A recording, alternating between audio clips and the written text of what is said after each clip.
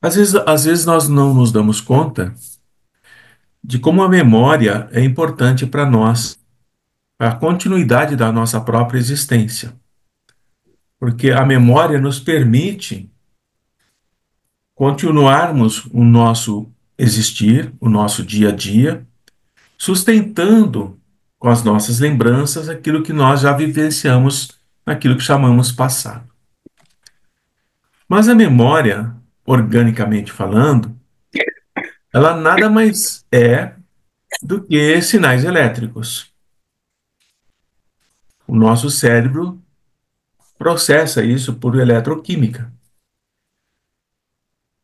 E o que é interessante é que esses sinais elétricos, eles temporariamente, eles criam um registro, uma marca numa região do nosso cérebro chamada hipocampo. E depois que vai para o hipocampo, nós teremos uma memória imediata e uma memória tardia, e que a psiquiatria, a psicanálise chama de consciente, subconsciente e inconsciente, e tem alguns outros nomes também que não vale a pena a gente ficar perdendo tempo com com essas classificações, esses sinônimos e essa literatura que não é a propósito nosso no momento. Mas também, diante do que foi colocado, que tudo que nós vivenciamos vai para o nosso hipocampo, tem uma característica muito interessante que nós precisamos entender. A nossa memória, ela se fixa melhor, as nossas lembranças se fixam melhor, se nós estivermos prestando atenção não apenas naquilo que está sendo colocado ou no ambiente em que eu estou, mas quanto mais eu percebo detalhes e mais eu analiso, melhor é a minha memória, mais rápido eu a recupero quando eu preciso. Então, exemplo, estamos cada um de nós em uma sala. Se eu procurar memorizar os objetos que estão na sala, no ambiente que eu me encontro, e contextualizar com aquilo que eu estou prestando atenção, aprendendo, mesmo passado um dia, uma semana, um mês ou alguns anos, a minha memória resgata com maior rapidez o momento que eu vivenciei onde eu prestei mais atenção. Então, uma simples lembrança do cômodo, do ambiente onde eu estava, me traz as lembranças do que eu estava aprendendo ali. Então, prestar atenção no entorno, onde nós estamos, seja ele qual lugar for, em que época for, e associar com aquilo que nós estamos aprendendo, nós resgatamos com maior nitidez e maior rapidez quando necessitarmos dessa lembrança.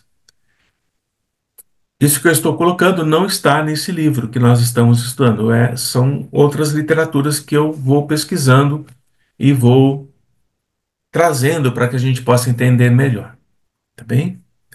Resumindo, quanto mais atenção a gente aprende, presta, melhor nós fixamos no nosso hipocampo as nossas memórias, que vão depois sim ser armazenadas de outra forma.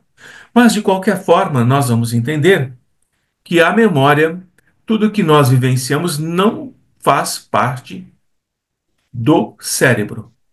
O cérebro é apenas um instrumento, é a máquina que vai permitir que nós possamos ter todas essas lembranças, seja de agora, seja de centenas de anos.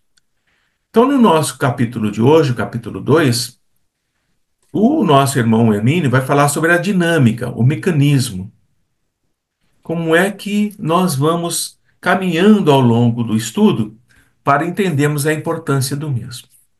E lá no item 1, ele fala assim: lembrar do esquecido. Esse esquecido, ele deveria ter colocado entre parênteses, né? É um esquecido que não é esquecido.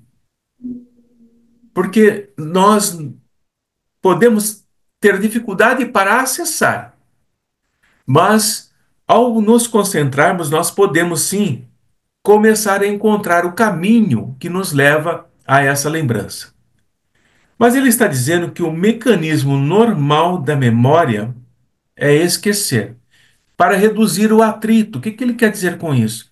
Para reduzir os pensamentos que são acelerados, que chamam nos dias de hoje. A nossa mente não parar, se conecta o tempo todo com várias coisas ao mesmo tempo, associando com coisas que nós já vivemos.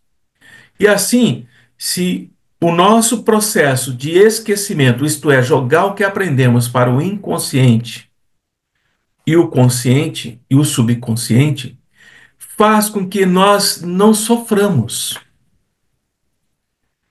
Nós temos uma vida diária cotidiana. Estava conversando com a Regina e com o Toninho. Ah, mais um dia, mais uma segunda-feira, nós vamos fazer praticamente as mesmas coisas da semana passada. Mas o que estamos aprendendo hoje, as lembranças que teremos hoje, serão diferentes da segunda-feira passada. Assim, quando nós provocamos lembranças em nós, essas lembranças, elas estão seguras, elas estão guardadas na nossa memória, que aqui, oi Soninha, Oi, boa noite. nós chamamos de inconsciente, mas ele associa com o arquivo morto dos escritórios. O arquivo morto dos escritórios é aquilo que nós buscamos muito lentamente, coisas que nós vamos precisar daí 5, 6 anos e talvez nem precisamos. Mas a porta está lá, nós temos a chave, entramos e vamos pesquisar. Então, a finalidade da pesquisa na memória integral, ela é muito importante, mas ela não pode ser apenas por curiosidade. Buscar a memória integral significa buscar as memórias que nós temos de nossas outras existências, das outras personas que nós já fomos. Buscar a memória integral é regredir, é ir ao nosso passado. Mas a gente não pode fazer isso e não deve por curiosidade. Ah, eu quero saber o que eu fui no século XVIII. Vou procurar uma pessoa que saiba fazer regressão e vou buscar saber o que eu fiz. Então, essa postura, o Hermínio fala que ela é inconsequente, ela não é sadia.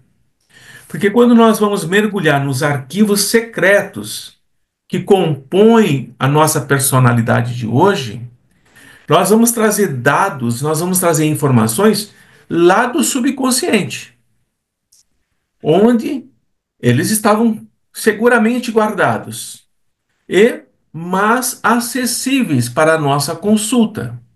Porque se nós desejamos buscar no nosso processo do subconsciente o que nós já vivenciamos, nós podemos fazer isso. A pergunta é: com qual propósito?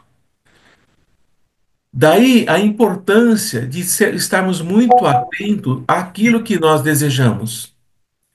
Consequentemente, quando nós vamos remexer nos arquivos nossos para conhecermos-nos mais intimamente, nós vamos identificar os nossos pontos fracos, onde eles surgiram. Nós vamos conhecer as nossas imperfeições lá atrás, que refletem na nossa existência de hoje. Nós vamos nos deparar com erros que até hoje nós não reajustamos. Então, nós vamos nos deparar com possibilidades de desenvolver as nossas potencialidades e expandir. Mas, será que estamos prontos para isso? Essa é a pergunta. Essa é a pergunta.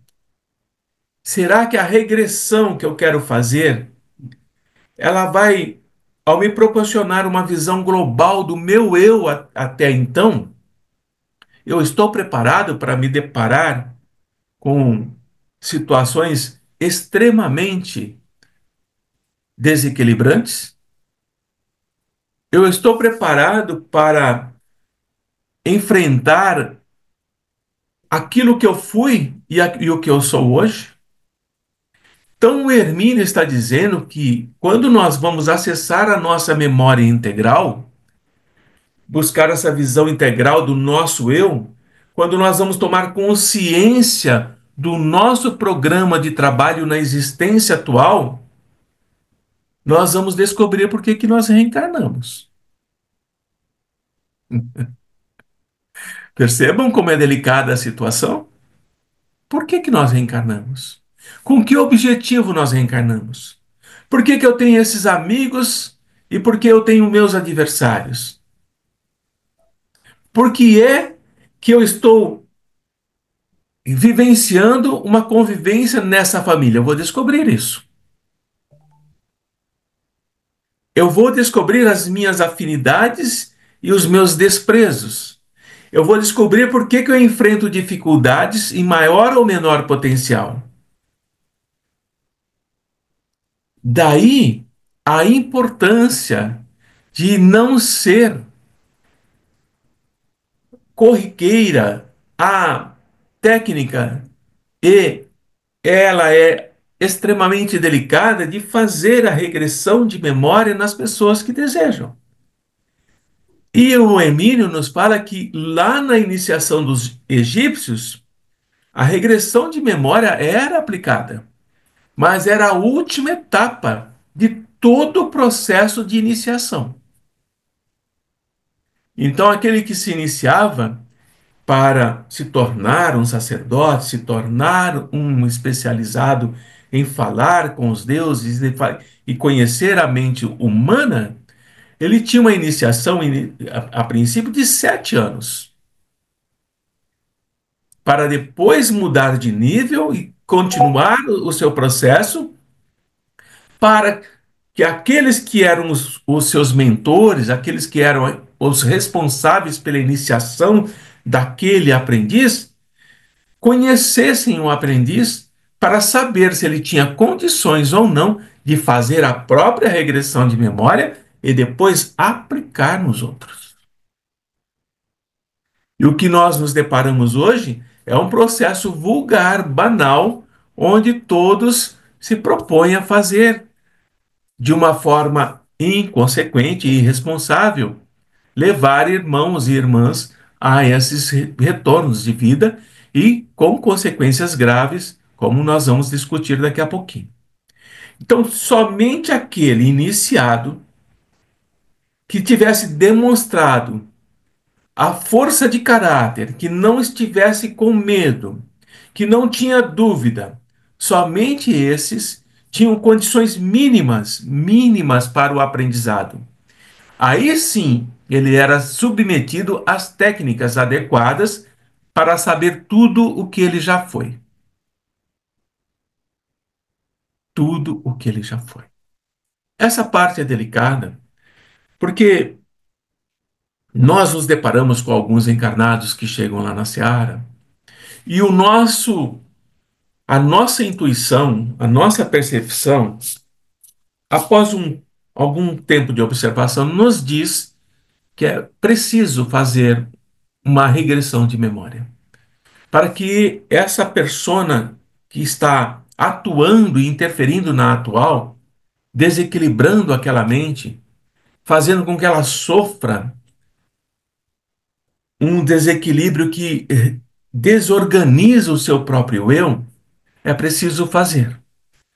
Mas entramos num outro quesito, que é: será que esse que eu percebo que precisa fazer está pronto para isso? Quais serão as consequências dessa minha tentativa de ajudá-lo a se reequilibrar e a conseguir se fortalecer?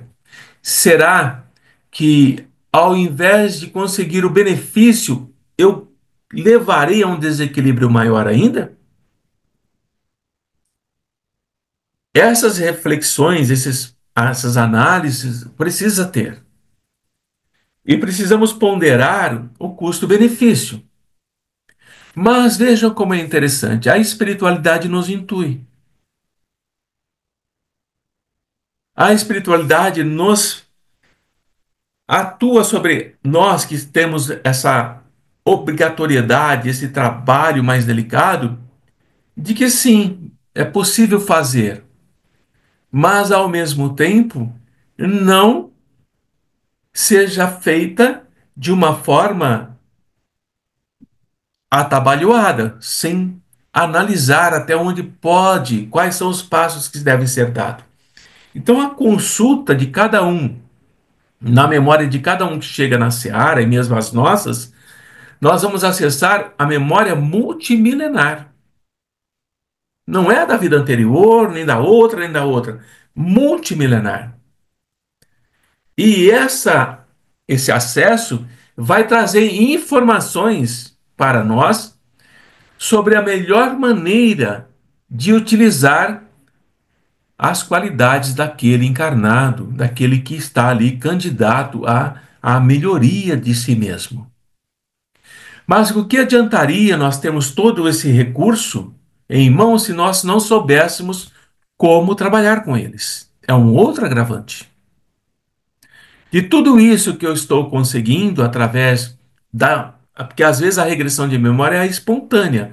Nós estamos conversando, estamos induzindo a um transe de relaxamento e surge uma vida passada. Quando ocorre de uma forma espontânea, o próprio espírito, o próprio eu, acessa porque não é tão traumática assim. E é passível de se reequilibrar por si só. Mas quando nós forçamos demais, a pessoa que está sob regressão, ela vai revelar as experiências positivas ou negativas que ela teve. Então, o Hermínio diz assim, olha, ela pode ter tido experiências na medicina, ela pode ter tido experiências na pedagogia, na arte, na arquitetura, ela pode ter tido experiências como líder de grupos, sacerdotes, pastores, oradores, ela pode ter tido experiências no comércio, na teologia, qualquer ramo da atividade humana. Mas essas experiências podem ter sido positivas ou negativas. E como é que ele aproveitou essas experiências? Qual foi o grau de aproveitamento, tanto na forma positiva quanto na forma negativa? Consequentemente, tudo isso vai influir no nosso caráter hoje. Qual é o meu caráter hoje? Qual é o caráter da Regina? Qual é o caráter do Toninho? Da Lia? Da Ivone? De todos nós? Qual é o caráter? É a influência das nossas experiências positivas ou negativas do nosso eu no passado. Porque as escolhas que eu fiz? Porque eu tenho medo de algumas coisas e não tenho de outras. Porque em algumas situações eu sou simplesmente tranquilo, em outras eu me assusto, me preocupo e tenho grande temor de que algo ruim possa acontecer. É todo o conjunto, todo o contexto de experiências positivas e negativas que nós trazemos ainda hoje. E nós, assim como na época em que os egípcios faziam seus iniciados, nós estamos nos submetendo a provas, gente. Os egípcios faziam que aquele iniciado provasse que ele tinha uma estrutura psíquica sólida. Quantas nós encontramos na Seara, e a Sônia vive isso diariamente, que tem uma estrutura psíquica sólida? A maioria dos que procuram não tem. De onde vem essa fragilidade da mente, da psique? Onde é que esse desequilíbrio se estruturou, se fundamentou, se enraizou? E como é que isso projeta na atual vida social, familiar, econômica, financeira, de relacionamento do nosso eu de hoje? Como é que eu trabalho com as lembranças das minhas existências? Se eu tive uma existência de penúria, de muito sofrimento, o meu caráter é de economizar tudo, não gastar em nada. porque eu não quero mais viver na penúria, eu quero ter muito. Então eu vou economizar no milésimo de energia que eu apago a luz. Vou economizar no milésimo de gota d'água que eu fecho a torneira. Eu vou espalhar o medo da pobreza, que eu não sei de onde vem, procurando economizar o máximo, acumular o máximo. Então, quando nós registramos na nossa vida atual de hoje lembranças que nos abatem, que nos colocam em grande sofrimento, e nós procuramos buscar de onde nós estamos trazendo isso, nós não encontramos porque não está nessa existência.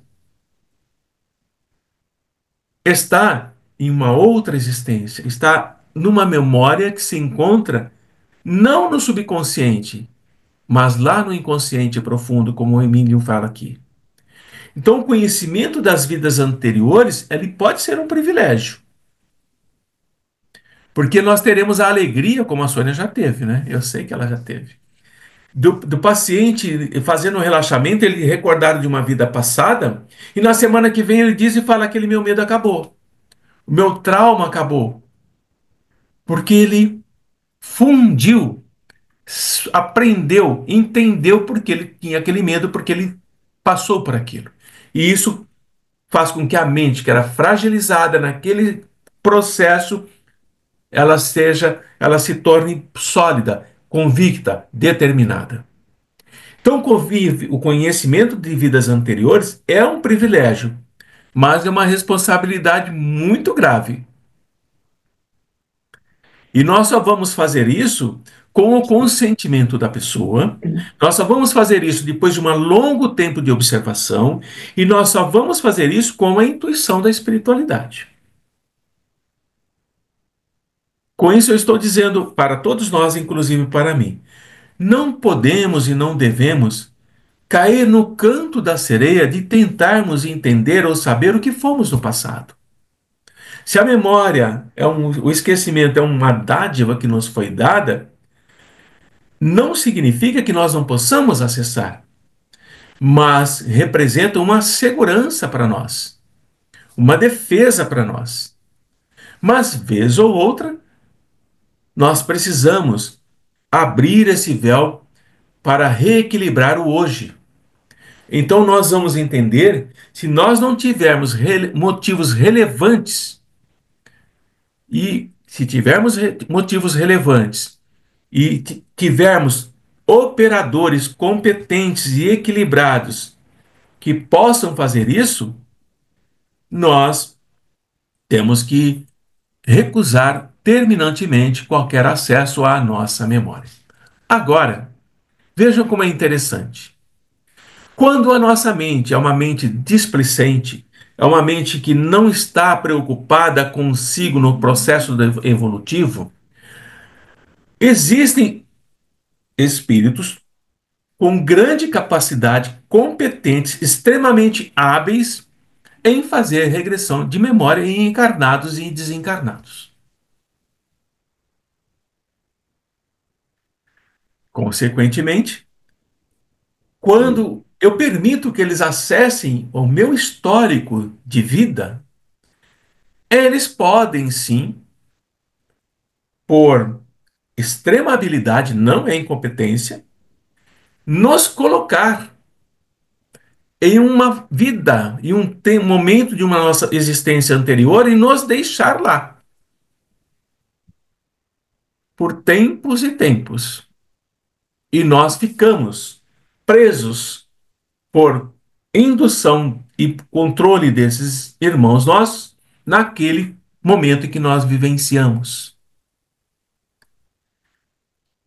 Como eles fazem isso, nós vamos abordar mais para frente, mas é importante saber que muitas vezes nós vamos nos depararmos com assistidos que chegam até nós e nos dizem assim: eu vivo um sonho repetitivo que se repete o tempo todo, de tempos em tempos. Ele está assim, retornando a um passado dele, ou por ele mesmo, ou sob controle de outras mentes que o fazem revisitar aquela existência. E isso vem para o momento atual em forma de desconforto, em forma de incômodo, em forma de levar a mente a entrar em conflito consigo mesma. Consequentemente, quando as pessoas que têm e demonstram condições mínimas exigidas para suportar os impactos que essas regressões vão revelar, a gente faz. Mas tem que ter condição mínima para isso. Não basta pedir. Entenderam? Mas o importante é entender que se nós fizermos sem fazer esses critérios, pode sim, logo depois, talvez não imediatamente, apresentar crises emocionais de grande vulto. Choros convulsivos, tristeza profunda, relacionamentos agressivos que antes não tinha, processos de desequilíbrio mental, desajustes graves de personalidade. Por quê? Porque não havia o mínimo de requisitos que permitisse que acessasse essas revelações. Mais uma vez eu volto ao exemplo do nosso irmão, que se via mergulhado num profundo abismo escuro e não chegava ao chão. Não chegava ao chão. E ele passou por uma experiência de regressão de memória lá no século XVII, por alguém que não sabia fazer. E não voltou. Então, esse desajuste grave de personalidade, essa perturbação emocional, se manifesta no eu de hoje. Mas a mente está presa lá atrás. E o eu de hoje representa o que a mente traz. E aí, vai para o manicômio, desencarna no manicômio e só é atendido por nós do Gazê agora em 2025, em março. Tudo bem até aqui? Estão acompanhando a importância desse estudo? Então, nós vamos entendendo que as perturbações emocionais são provocadas por interferências de memórias anteriores e de hoje. Porque ao falar para nós o que está acontecendo com você, a pessoa vai relatar as interferências de hoje, as emoções de hoje. E aquele que não tem experiência, não tem vivência, como eu e a Sônia temos, vai pensar assim: mas nossa, isso que você está relatando é muito básico para você estar passando por tudo isso. Isso é coisa da sua cabeça, e é mesmo. Mas isso é coisa da cabeça quando a pessoa, aquele que está atendendo, seja o psicólogo, seja o psiquiatra, ele está falando, relevando o drama da pessoa. Não há motivo para você se comportar dessa forma com os processos que você vivenciou até agora. Os seus problemas não são tão graves, mas não são tão graves aqui nessa atual existência, mas tem a interferência do passado.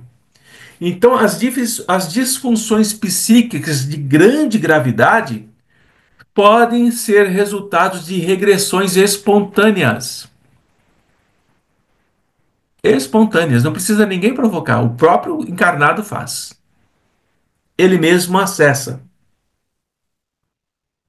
Nós estudamos na semana passada que é possível que o encarnado pode acessar uma existência passada, porque a reencarnação, diante do trauma que ele vivenciou, não foi suficiente para bloquear todo o drama contundente que aquele espírito vivenciou na última existência e, portanto, as portas não se fecharam, o véu do esquecimento não se completou e ele, por estímulos externos ou internos, faz uma regressão espontânea ao seu passado imediato. E traz regressão espontânea como se fosse um espírito que estivesse obsediando. Mas é ele mesmo. É ele mesmo. Quando os médios olham, fazem a psicoscopia, faz a psicometria, não percebe espírito. Um olha para o outro e faz assim, ó, não tem nada. Quantas vezes vocês já fizeram isso? Não tem nada. Procura e não acha. Aumenta o rastreia, a psicometria e não encontra. É o próprio encarnado dando passividade a si mesmo numa outra existência. E o passe que estamos aplicando vai influenciar, mas não influencia como se fosse um espírito que está ali. Porque o campo energético é do próprio encarnado. E nós vamos atender como um espírito mesmo, para fazer com que haja essa fusão entre o atual, a personalidade atual e a personalidade do passado. Muitas vezes conflitantes, na maioria das vezes. Como é que acontece esse conflito? Já falei para vocês. Lembram? Eu não gosto dela, se veste mal, feia, gorda, horrorosa. Olha, não tem nada a ver comigo. Eu sou elegante, eu sou fina. Não quero ficar. É o conflito de uma personalidade do passado, vaidosa, prepotente, grandes posses, usando da beleza, da sedução, e agora se vê num corpo que impede tudo isso. Não quer. E é preciso fazer todo esse trabalho. Então, nós vamos começar a aprender a separar, através das nossas análises, dos nossos estudos, quando é necessário fazer uma regressão, quando é o próprio encarnado que acessa espontaneamente uma existência passada, e isso vai interferir no seu dia a dia, e como isso reflete na hora que nós estamos atendendo aqueles que nos procuram. Tudo bem? Então, pode acontecer regressões espontâneas, acontecer regressões direcionadas por encarnados, e pode acontecer regressões direcionadas por espíritos. O propósito é que vai diferenciar o desejo de cada um. Nós poderemos fazer com o benefício de socorrer, de ajudar. Espíritos poderão fazer com o benefício, com o malefício de prejudicar e de desequilibrar o encarnado. Tá bem? Tranquilos? Antônio, nós somos capazes de fazer tudo isso? Sim, muito mais. Jesus não disse que somos deuses? Que nós somos Deus? Jesus não diz que nós temos a luz interior, que nós conheceremos a verdade? A verdade sobre nós mesmos. Quem fomos? Quais os abismos que nós já mergulhamos? Onde nós deixamos as nossas personas do passado? Onde nós as escondemos?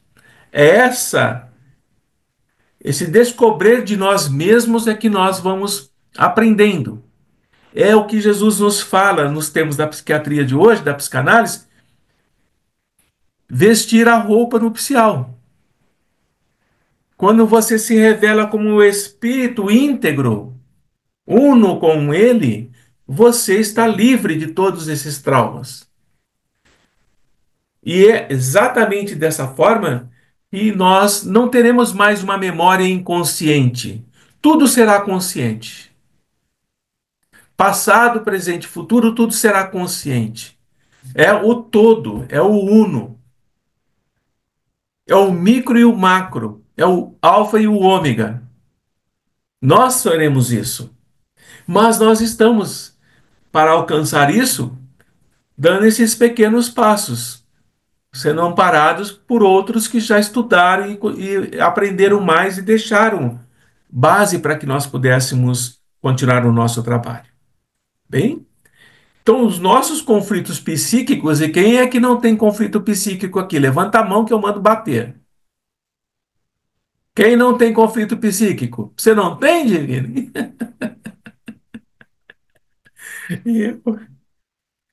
São gerados Não existe pessoa sem conflitos psíquicos. Não, Oi? não existe pessoa sem conflitos psíquicos. Só divine, só divine, Ó Jesus, só Jesus, né? ó Jesus. Então, nossos conflitos psíquicos, sejam eles quais forem, são sim gerados por desequilíbrios da nossa mente, porque nós podemos estar vivendo, às vezes, sem perceber duas realidades, a de hoje e a do passado. Nós podemos vivenciar isso. E essas duas realidades se entram em conflito. Dr. Jake me fala um pouco sobre isso. E quando a mente entra em conflito, essas realidades entram em conflito, esse choque causa um desequilíbrio, um desarranjo no processo da regulação do nosso próprio eu. E nós começamos a entrar em conflito, por exemplo, por que é que eu sou tão pobre? Por que é que eu sou tão solitário? Por que é que eu não me adapto com ninguém? Por que é que tudo que eu procuro fazer não dá certo como eu desejo? E esse conflito está, sim, no choque entre duas realidades. Porque eu posso ter sido numa realidade muito rico e nada a fazer. E hoje eu venho num conflito de uma extrema pobreza. Mas eu carrego em mim essa personalidade da nobreza, do poder, do todo. Onde é que você vê isso? Nos nossos pais, nas nossas mães, nos nossos amigos, nossos irmãos. Não temos isso? Eu tenho minha casa é cheia disso. Minha casa é cheia disso. Minha mãe é analfabeta, certo? Pergunta se ela entra numa loja e escolhe o mais barato. Sempre o mais caro. Pergunta se ela gosta de conversar com pessoas que não acompanham o raciocínio dela.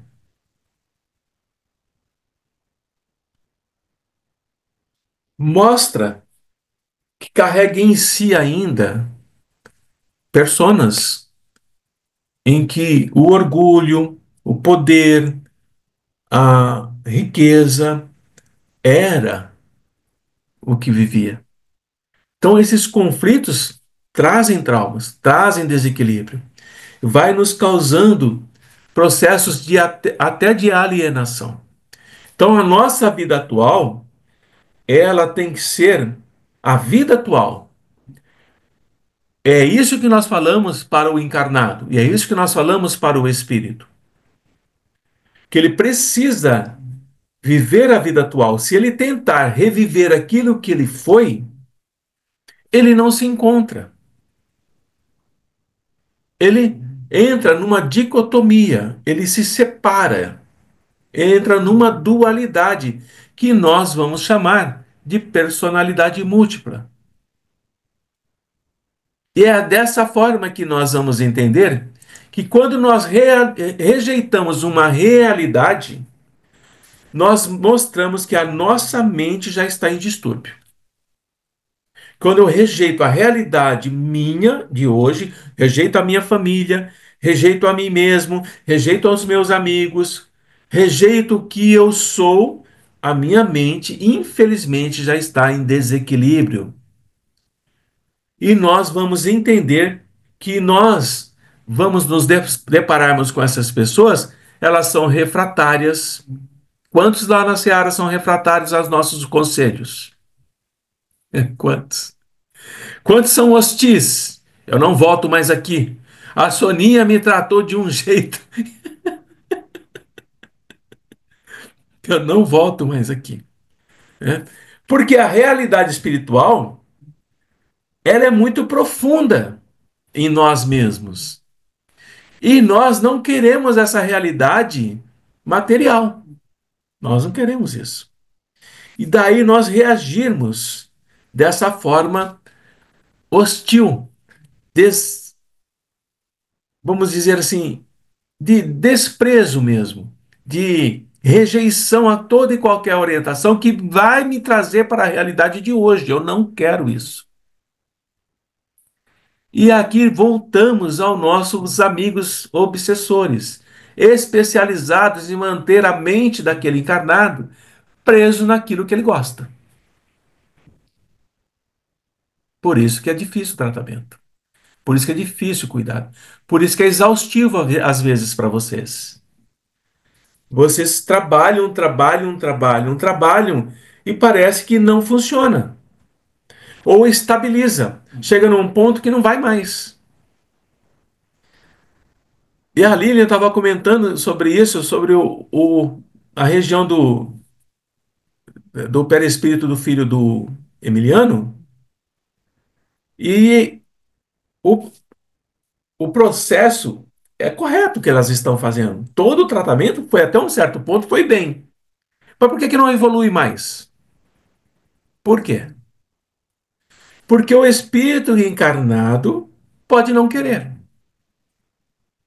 Não é o menino que não quer. O encarnar, o espírito que ali está, não quer. Ao se desdobrar, reestrutura tudo como ele deseja. Ou ele desdobra ao dormir, ou seja o que estiver fazendo, e cai no controle mental do outro, que vai induzi-lo a manter a ferida aberta. Então, tudo que nós estamos vendo na prática, a teoria começa a mostrar para nós que tem fundamento, que tem a sua lógica, a sua razão de ser. Tudo bem? Por que que é importante saber isso? Para nós não ficarmos meio cegos, meio assim, pô, o que que eu faço agora? Para onde eu vou? A quem eu vou recorrer? Eu estou fazendo o meu melhor. Estou estudando, estou aplicando. Por que que não avança? É que esse não avançar não está mais relacionado a nós, está relacionado ao espírito, está relacionado ao processo mental dele. Onde é que a mente dele está? Essa é, essa é uma pergunta que nós temos que fazer.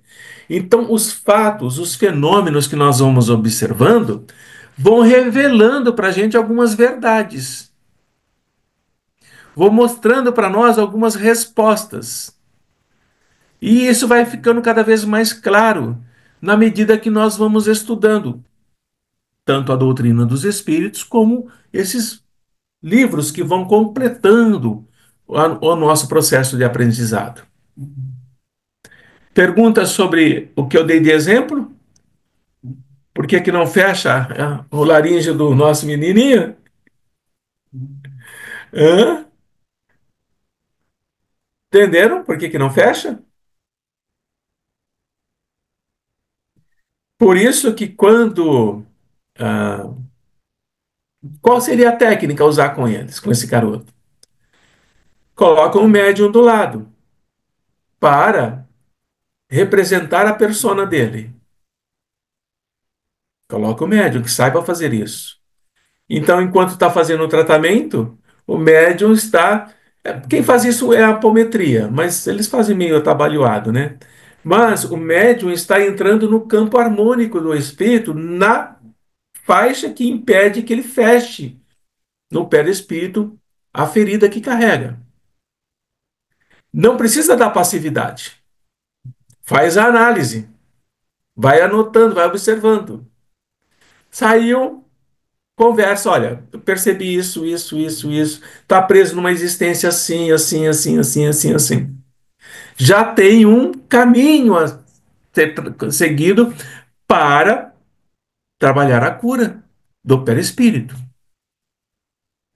A gente ainda não faz isso, mas vai chegar o momento que teremos que fazer. E para isso os médios vão ter que ser treinados, né? Sem estardalhaço, mas vai fazendo, vai aprendendo a fazer.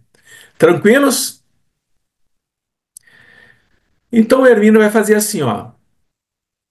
Essas disfunções Às vezes tem um nome de múltipla personalidade, mas ele gosta de chamar condomínio espiritual. Eu também gosto de condomínio espiritual, prefiro condomínio espiritual do que múltipla personalidade, tá? E o condomínio espiritual vai apresentar inúmeras formas de psicose. Por quê?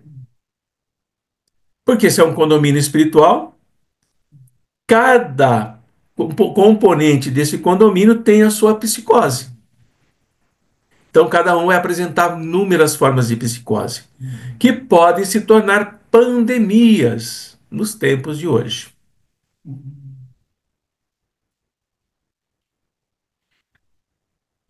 Onde é que nós estamos percebendo pandemias nos tempos de hoje? Já acompanharam o fechamento de várias clínicas de psiquiatria por maus tratos? Por cuidados que não existiam? Por agressões àqueles que ali estão? Quem cuida desses infelizes que vão para essas clínicas? Quem cuida? Quem está lá para cuidar? Quais são as psicoses dos cuidadores? Quais são as personas que estão ali? Quais são os espíritos que estão ali, aumentando o sofrimento e atordoando mais ainda todos que lá estão? É um condomínio espiritual, gente, de cada um.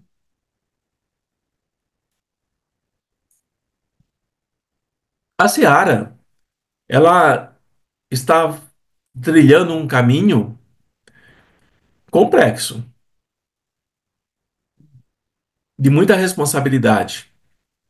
Exige maturidade, exige compromisso dos trabalhadores. Exige, eu diria até fidelidade para com a casa e para com a espiritualidade. Porque é esse processo que vai permitir que a Seara se torne um condomínio espiritual para receber aqueles que estão totalmente desequilibrados e voltar a ter o equilíbrio.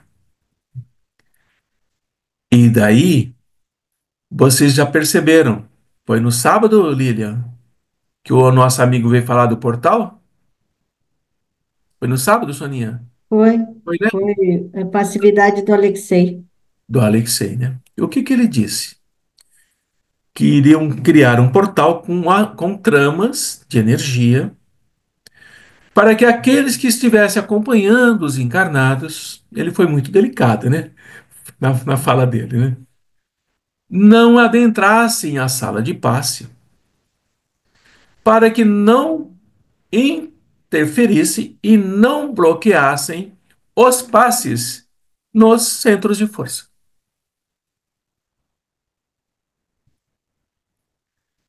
Então, para um bom entendedor, o que vocês podem concluir?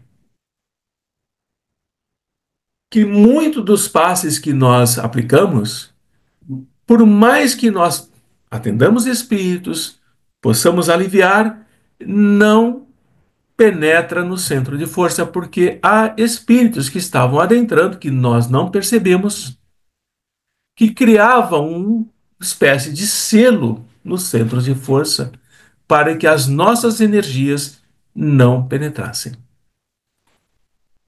E eles começaram a trazer essa informação para a gente. E se propuseram já a aprofundar esse conhecimento.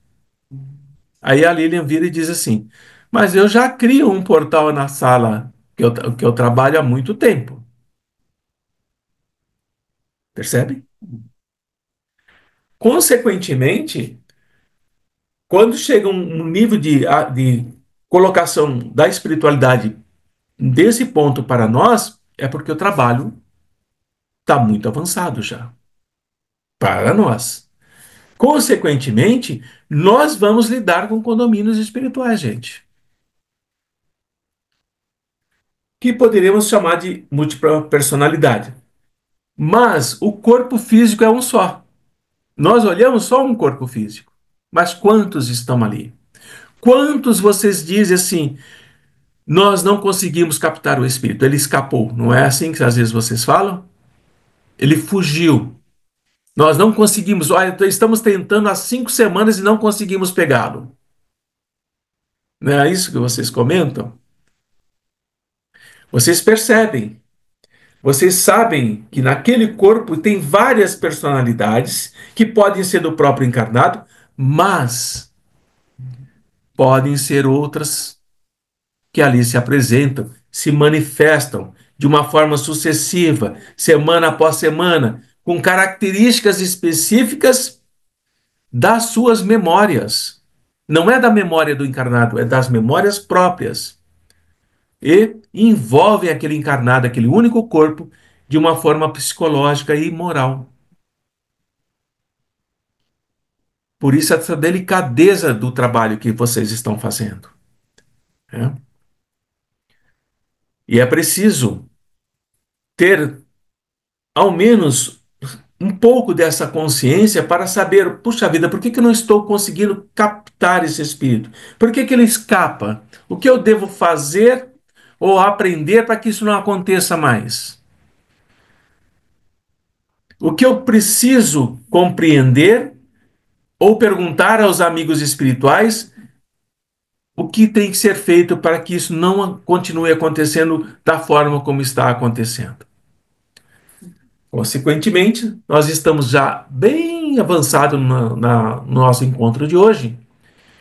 Então, nós não vamos nos preocupar com opiniões que às vezes entram em conflito com aquilo que nós estamos estudando, estamos praticando e estamos orientando. Porque sempre vai ter ideias divergentes, ideias que não combinam com aquilo que nós fazemos. Mas o Bernini fala que esses argumentos, aqueles que defendem a tese de que a personalidade ela pode sofrer uma cisão e que essa cisão vai trazer angústia, vai trazer alguma origem de repressão íntima. Ele está dizendo que isso pode sim até ser pensado, mas não acontece no nível da consciência. Isso são suposições que já foram descartadas há muito tempo.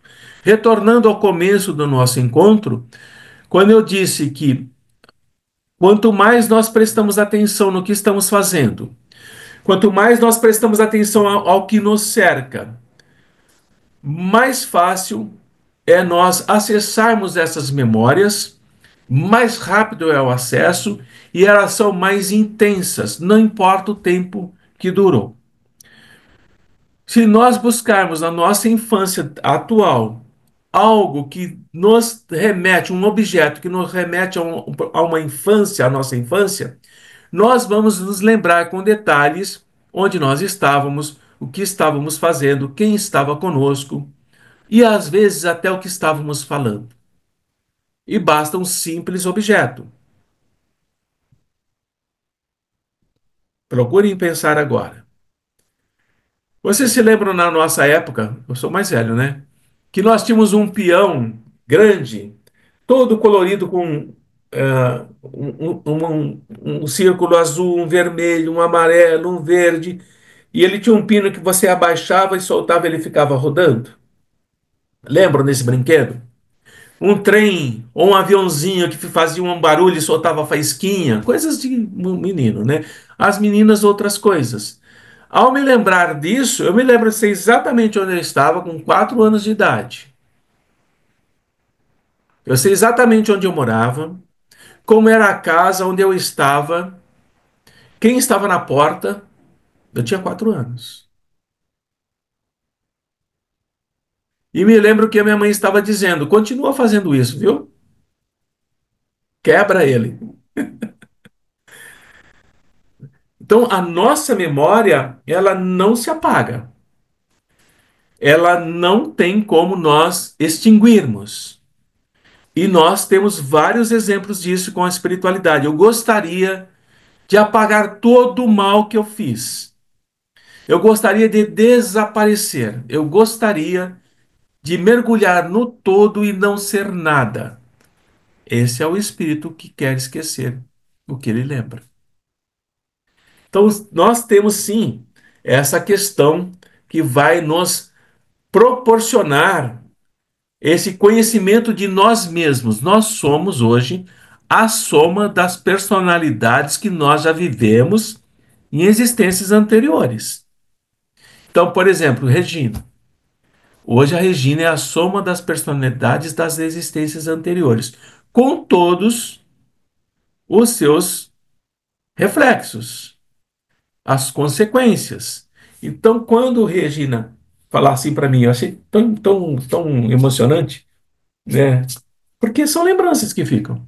Regina, nós estávamos conversando, ela disse assim: eu percebi que a partir daquele dia eu não conseguiria dançar mais, né? Ela lembra fixamente o momento.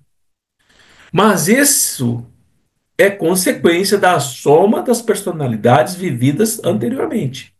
E nós estamos num processo de arranjo do que nós desarranjamos. E nós estamos vivendo situações que inibem a nós mesmos de forma inconsciente. Não é consciente.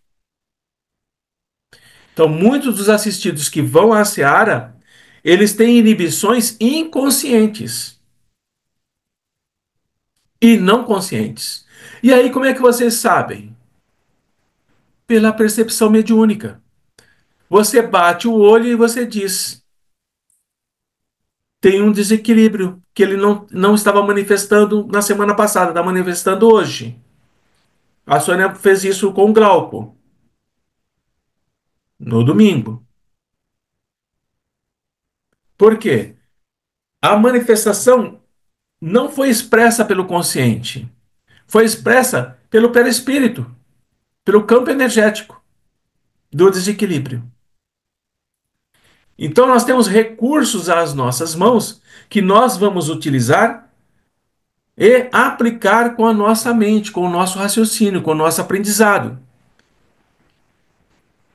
Porque se nós não fizermos isso, esse encarnado, ou mesmo desencarnado, ele pode entrar num processo de regressão de memória espontâneo, que vai fazer ele cair numa faixa de personalidade anterior, onde ele é terrivelmente perverso. E ele não aceita isso no dia de hoje. Ele vai dizer: não, eu nunca não sou capaz de fazer isso. E foi. E foi. Então, essas regressões podem ser provocadas por encarnados e por desencarnados, repito, porque muitos desencarnados são manipuladores da mente própria e alheia. Então, a dona Lília agora vai dizer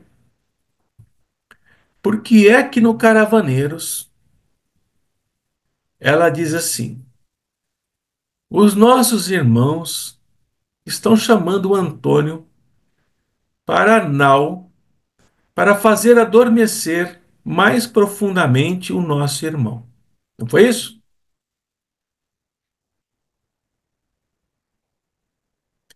Por que é que o Antônio foi chamado? Para adormecer o irmão. Não tinha gente lá para fazer isso? Qual o vínculo?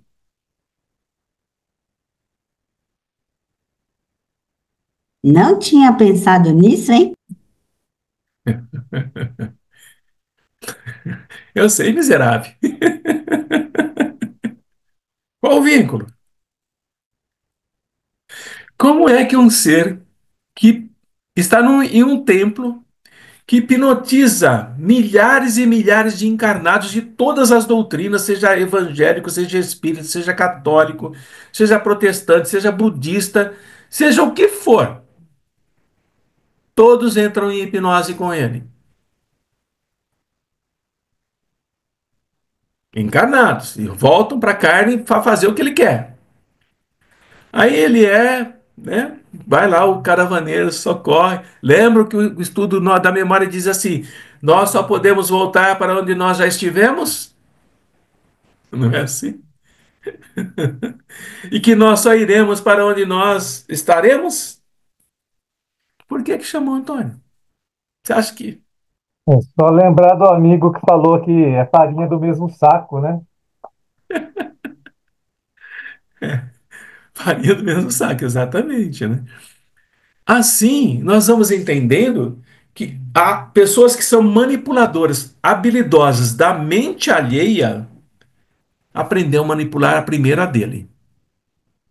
Primeiro a dele. Por isso que eu já nem me choco mais quando o espírito diz assim: ah, vai fazer hipnose comigo? Já me avisaram que você faz isso. Eu falo, mas quem disse isso para você? A sua cabeça e a do outro já está a prêmio. Lá tem um monte de cartaz pregado para tudo quanto é lado. Vocês valem muito. A gente escuta isso, gente. Pensa que eu não sei o que você faz? Tá bom.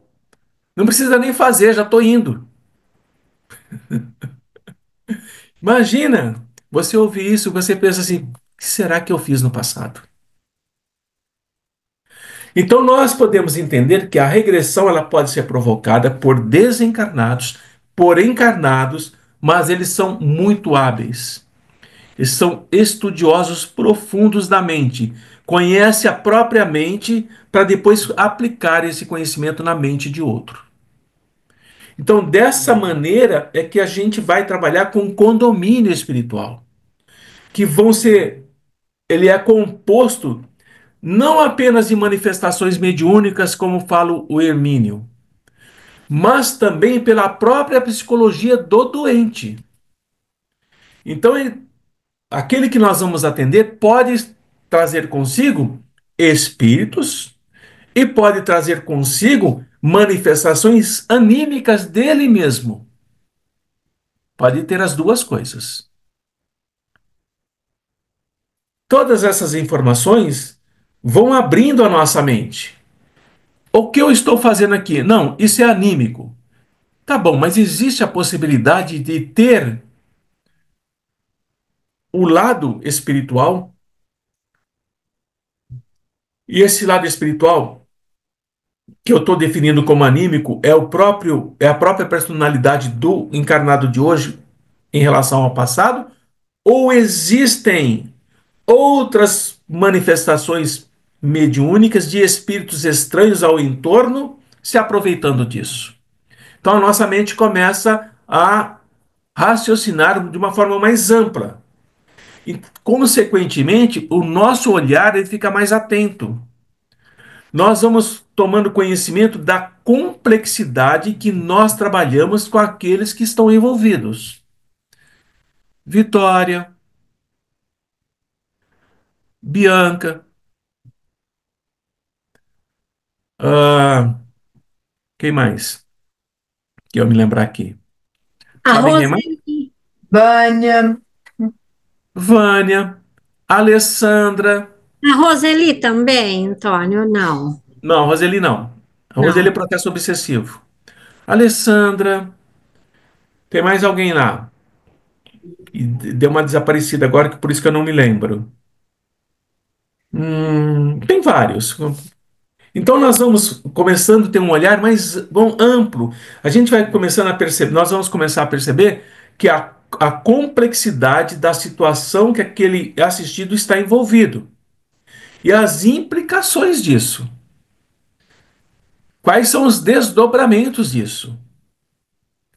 Quanto mais profundo é o processo de controle mental e de desequilíbrio do encarnado, mais difícil é a percepção de manifestações de espíritos. Mas a gente percebe com mais intensidade a personalidade anímica. E daí nós pensamos assim: puxa vida, tudo que acontece com essa pessoa é anímica. Então vejam, terminando o nosso encontro, a parte teórica, né? Então nós vamos perceber que o doente individualmente, ele tem várias faces, vários lados. E nós, até então, nós olhamos somente para um lado, uma face da pessoa, aquela que está à nossa frente. Mas qual face? Tem outra face, essa manifestação desse doente? Dessa face, qual é a face espiritual? Qual é a face de possessão? Qual é a face de obsessão? Qual é a face anímica? Quais são? Por que ele apresenta uma personalidade tão doentia como é a que se apresenta agora? Essa análise, a princípio, ela fica muito difícil, porque nós não temos habilidade nem prática para fazer isso. Mas, à medida que nós vamos trabalhando e vamos aprendendo, ela vai ficando mais fácil. Nós vamos saindo da crença de que isso não é possível, que a gente não vai conseguir. Nós vamos avançando e conquistando cada vez mais oportunidade de socorro e trabalho. Exemplo, já a parte teórica terminamos aqui.